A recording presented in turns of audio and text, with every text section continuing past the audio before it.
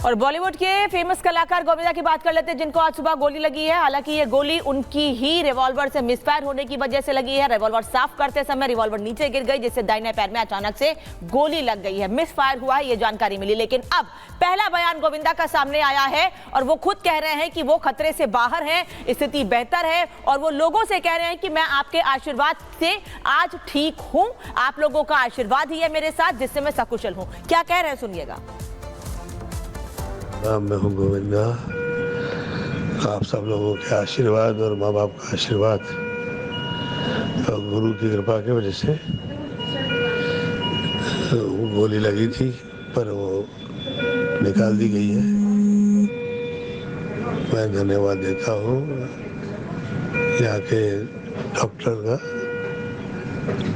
आदरणीय डॉक्टर अग्रवाल जी का, और आप सब लोगों की प्रार्थनाएं जो है, आप लोग का धन्यवाद। प्रणाम। नमस्कार, प्रणाम। मैं हूँ गोविंदा। आप सब लोगों के आशीर्वाद और माँ बाप का आशीर्वाद और गुरु की कृपा की वजह से वो गोली लगी थी, पर वो निकाल दी गई है। मैं धन्यवाद देता हूँ यहाँ के डॉक्टर का, आदरणीय डॉक्टर अग्रवाल जी का, और आप सब लोगों की प्रार्थनाएं जो है, आप लोग का धन्यवाद। प्रणाम। तो ये गोविंदा की आप आवाज सुन रहे थे। हादसे के बाद उनका ये पहला बयान सामने आया है। हालांकि ठीक ढंग से वो बोल नहीं पा रहे हैं, लेकिन इसके बावजूद भी उन्होंने ये बयान जारी किया। और इसके पीछे मकसद यही, क्योंकि जो उनके चाहने वाले हैं वो काफी परेशान थे, हैरान थे, और इसी को देखते हुए गोविंदा ने ये बयान जारी किया है और ये बताया है कि वो अभी ठीक है। उन्होंने कहा कि मैं आप सभी के आशीर्वाद से ठीक हूँ, स्वस्थ हूँ। गोली निकाल दी गई है। ये बयान में, यानी कि हादसे के बाद गोविंदा का ये पहला बयान सामने आया था। और आपको बता दें कि कहीं ना कहीं ये राहत की बात है, क्योंकि जो उनके फैंस थे वो काफी घबराए हुए थे, परेशान थे। सोशल मीडिया पर एक अफरा तफरी का माहौल देखने को मिला था और यही वजह है कि गोविंदा की तरफ से जब ये बयान जारी अब किया गया है, तो कहीं ना कहीं राहत की सांस उनके चाहने वालों ने जरूर ली होगी। तो ये कहा गया है गोविंदा की तरफ से कि मैं आप सभी के आशीर्वाद से ठीक हूं। मैं डॉक्टर का धन्यवाद करता हूं जिन्होंने गोली निकाल ली है। तो ये पहला बयान हमने आपको गोविंदा का सुनवाया था, जिसमें ये कहते हुए गोविंदा नजर आए। लेकिन क्या कुछ कहा, एक बार फिर से आपको सुनवाते हैं। नमस्कार, प्रणाम। मैं हूँ गोविंदा। आप सब लोगों के आशीर्वाद और माँ बाप का आशीर्वाद और गुरु की कृपा की वजह से वो गोली लगी थी, पर वो निकाल दी गई है। मैं धन्यवाद देता हूँ यहाँ के डॉक्टर का, आदरणीय डॉक्टर अग्रवाल जी का, और आप सब लोगों की प्रार्थनाएं जो है, आप लोग का धन्यवाद। प्रणाम। नमस्कार, प्रणाम। मैं हूँ गोविंदा।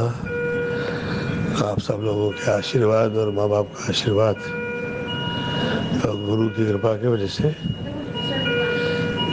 वो गोली लगी थी, पर वो निकाल दी गई है।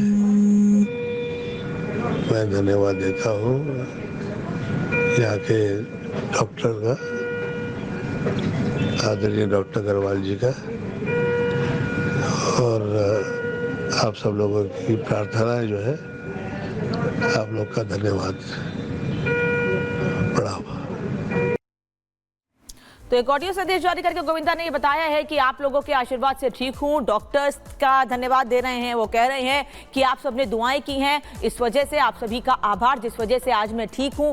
डॉक्टर का नाम भी ले रहे हैं और बता रहे हैं कि कैसे डॉक्टर्स ने भी मेहनत की जल्दी से, जैसे कि गोली निकाली जा सके और उनकी स्थिति बेहतर की जा सके।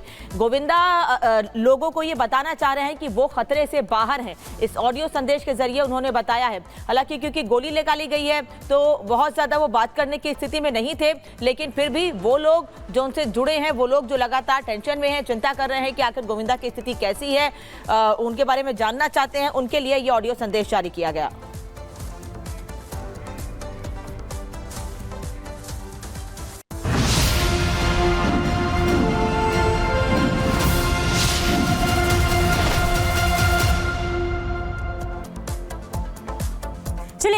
फिर से रुक कर लेते हैं जम्मू कश्मीर का, क्योंकि जम्मू कश्मीर में आज तीसरे फेज के लिए वोट डाले जा रहे हैं। 40 सीटों पर आज मतदान की जो प्रक्रिया है सुबह 7 बजे से शुरू हो चुकी है। लेकिन एक रिपोर्ट के जरिए हम आपको दिखाते हैं कि जम्मू कश्मीर में जो ये चुनाव आज हो रहे हैं तीसरे फेज के लिए, ये तीसरा फेज आखिर कितना अहम है और कौन कौन से ऐसे दिग्गज हैं जिनके साथ दांव पर लगी है।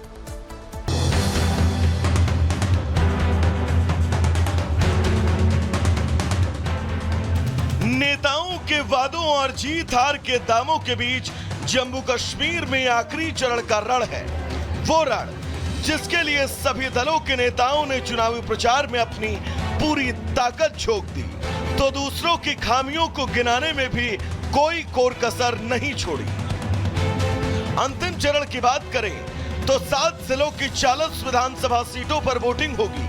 इनमें जम्मू की 24 और कश्मीर की 16 सीटें शामिल हैं। 40 सीटों के लिए 415 प्रत्याशी मैदान में हैं। चुनाव आयोग के मुताबिक तीसरे चरण में करीब 39,18,000 मतदाता शामिल हैं। मतदान की निगरानी के लिए 20,000 से ज्यादा पोल कर्मियों की तैनाती की गई है। विकास के नाम पर ही पड़ रहा है और यहाँ अमन हो, यहाँ प्रोग्रेस हो, हर शोबे में, हर मतलब फील्ड में यहाँ प्रोग्रेस हो। तो इससे मतलब कि स्टेट की है बढ़ोतरी होती है, इसका डेवलपमेंट सब चाहते हैं। रोज़गार मिल जाए, शांति मिल जाए, अच्छा अच्छा काम मिल जाए। हाँ, इसीलिए हम मतदान करते हैं, अपने अपने नुमाइंदे को चुनते हैं और आराम से चुनते हैं। बहुत अच्छी बात है, क्योंकि इस बार थोड़ा जो लाइनें हैं वो बड़ी लंबी नजर आ रही है। आप लोग यहाँ सुबह सवेरे से लगे हुए हैं वोटिंग करने के लिए। एक लंबे वक्त के बाद जब वोट हो रहा है तो अच्छा भी लग रहा होगा। बहुत अच्छा लग रहा है मैम, इसलिए कि हमें पिछले 10 सालों से यहाँ मतदान नहीं हुआ। इस साल मतदान हुआ तो हम चाहते हैं कि अपना नुमाइंदा चुनेंगे ताकि वो हमारा काम करे और हमारा डेवलपमेंट हो जाए। बीते 2 चरणों की बात करें तो 18 सितंबर को पहले चरण में 61.38% मतदान हुआ। 26 अक्टूबर को दूसरे चरण में 57.31% मतदान। अब सबकी नजर आज की वोटिंग पर है। वहीं 7 जिलों की 40 सीटों की बात करें तो जम्मू में 11 सीटें, बारामूला की 7 सीट, कुपवाड़ा की 6 विधानसभा सीट, कठुआ की 6 विधानसभा सीट, उधमपुर की 4 सीटें, बांदीपोरा की 3 सीट, सांबा की 3 विधानसभा सीटें शामिल हैं। मैंने अपना वोट 7:05 डाला। हमने इसलिए वोट डाला 5 अगस्त 2019 को, जो हमारे कॉन्स्टिट्यूशनल राइट्स छीने गई, हम उसको वापस लाने के लिए वोट डाल रहे हैं। हम डेवलपमेंट के लिए वोट डाल रहे हैं। और पिछले 30 सालों से जिसने यहाँ पर राज किया है, जो उसने कोई डेवलपमेंट यहाँ पर इस पटन कॉन्स्टिट्यूंसी में नहीं की, उससे भी हम आज़ादी चाहते हैं। यहाँ पर हम चेंज चाहते हैं। ये वोट जो हमारा है ये तब्दीली के लिए। टेरर फ्री और शांतिपूर्ण मतदान सुनिश्चित करने के लिए सभी चुनावी इलाकों में पर्याप्त सुरक्षा व्यवस्था है। सभी मतदान केंद्रों पर वेबकास्टिंग और वाहनों के लिए जीपीएस की व्यवस्था है। जम्मू कश्मीर का ये चुनाव कई मायनों में खास है, जिसमें सबसे अहम अगस्त 2019 में आर्टिकल 370 को निरस्त किए जाने के बाद पहली बार यहाँ विधानसभा चुनाव हो रहे हैं। आज का कश्मीर बदल चुका है। युवा विकास की बात कर रहा है तो बुजुर्ग पहले के हालातों को याद कर बदलाव को महसूस कर रहे हैं। इस आखिरी चरण के बाद सबकी नजर 8 अक्टूबर पर होगी, जब चुनावी नतीजे सामने होंगे और तभी ये साफ होगा कि 10 साल बाद हुए चुनाव का सिकंदर आखिर कौन बना। Bureau report, Republic Bharat. और बारामूला से मीनाक्षी इस वक्त हमारे साथ जुड़ी हुई हैं। मीनाक्षी, वोटिंग परसेंटेज सामने आ चुके हैं और आज आखिरी चरण का मतदान है। कितनी लाइनें अभी आप देख पा रही हैं? हालांकि जम्मू कश्मीर मौसम तो अच्छा रहता ही है। बिल्कुल, देखिए बारामूला जिले की ये पट्टन विधानसभा सीट है जहां पर हम मौजूद हैं। हालांकि सुबह सवेरे लोग